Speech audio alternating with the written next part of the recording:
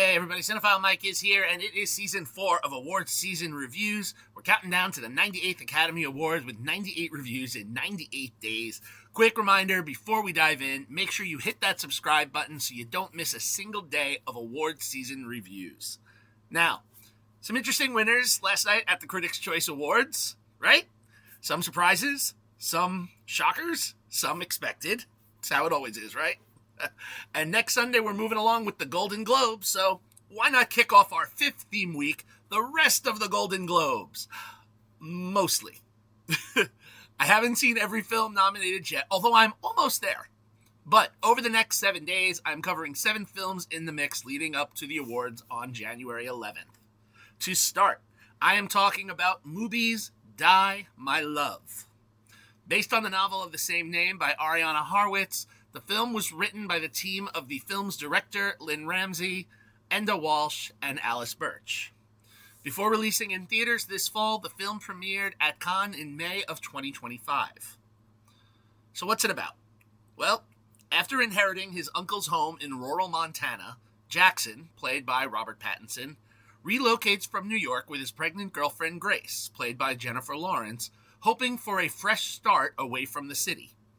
Soon, after settling into the isolated house, Grace gives birth to their son, and the couple initially embraces the quiet rhythms of their new life. But as Jackson spends long stretches away for work, Grace finds herself increasingly alone, confined to the house and the surrounding woods, struggling to adjust to motherhood and the distance that's growing between them. Tensions begin to mount as Grace's feelings of loneliness and suspicion intensify, particularly when she begins to believe that Jackson is cheating on her. Her days become marked by restlessness and escalating emotional swings, while Jackson attempts, often unsuccessfully, to maintain a sense of normalcy.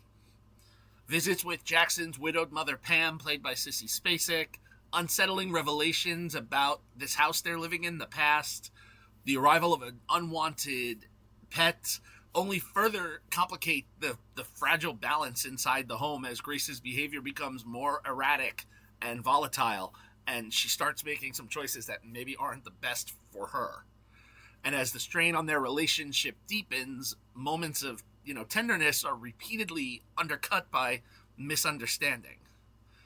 They get married as an attempt to, restore some of the stability in their relationship, but this doesn't necessarily lead the way they hope. And there are other complications. I don't want to spoil all of them, but ultimately, these two, their lives change that gets pushed to a devastating reckoning that's shaped by so much that I don't want to spoil. This is a film that lingers with you so long after the credits roll. One that almost demands that you sit with it and process it. It's the second major release this year that confronts postpartum depression head on, alongside the other one. I talked about it earlier this season, If I Had Legs, I'd Kick You. And while each approaches the subject differently, neither shies away from the trauma or the ripple effects on the family unit. This film was marketed in a way that leans towards almost like a horror film, but it ultimately plays more like a fever dream of internalized terror that lead to some horrific acts. A portrait of emotional collapse that feels deeply unsettling, not because of what happens, but because of how intimately we're asked to experience it. Jennifer Lawrence delivers a truly magnetic performance, a return to form that reminds you just how fearless she can be when given material this raw. Her grace is volatile, desperate, loving, and furious, and often all at once. And Lawrence commits fully to every unglamorous moment. Opposite her, Pattinson offers a more subdued but constantly alert performance, grounding Jackson as a man struggling to keep pace with a situation he doesn't fully understand. Together, their chemistry convincingly captures the strain of a young couple buckling under the pressures of new parenthood, grief, and isolation. Visually, the film reinforces that isolation at every turn. Production designer Tim Grimes uses the small rural house as the perfect metaphor, once a promise of escape, it becomes a pressure cooker, amplifying feelings of confinement and despair for two people who came from the bustle of New York City. Cinematographer Seamus McGarvey frames key moments in ways that feel almost invasive, as if we're witnessing something we're not meant to see. Now, while the film may overstay its welcome slightly, with Ramsay occasionally driving its point, home a beat too long, the cumulative effect remains powerful. It's a wild, uncomfortable ride, and one that reinforces the value of films willing to push difficult conversations into the open. Now, let's talk about box office and awards.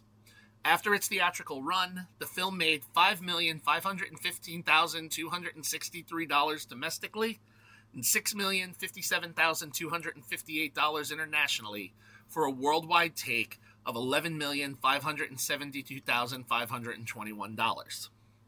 Critically, the film, as of this recording and posting, sits at a 74% on the tomato meter, from 253 reviews, and then there's a little less love on the popcorn meter with over 500 audience reviews, landing it with a 46%.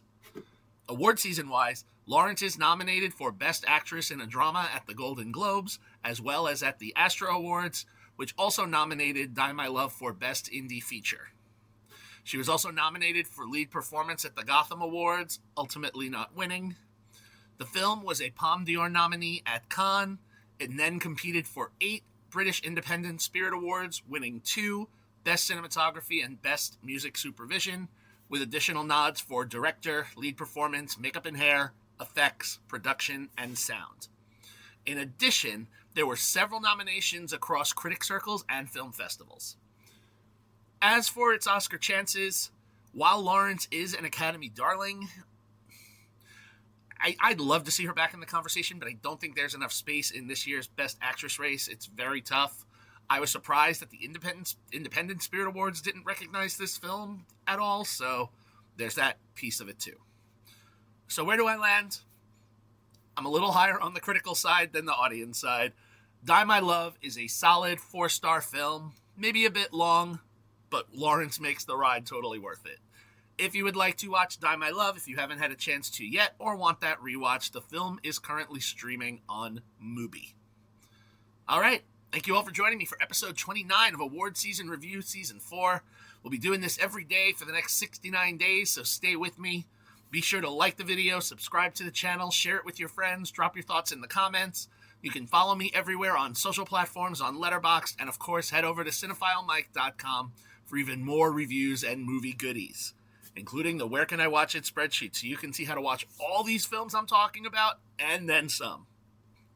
All right, I'll be back tomorrow with the next review, but until then, this is Cinephile Mike saying take a break and watch something new.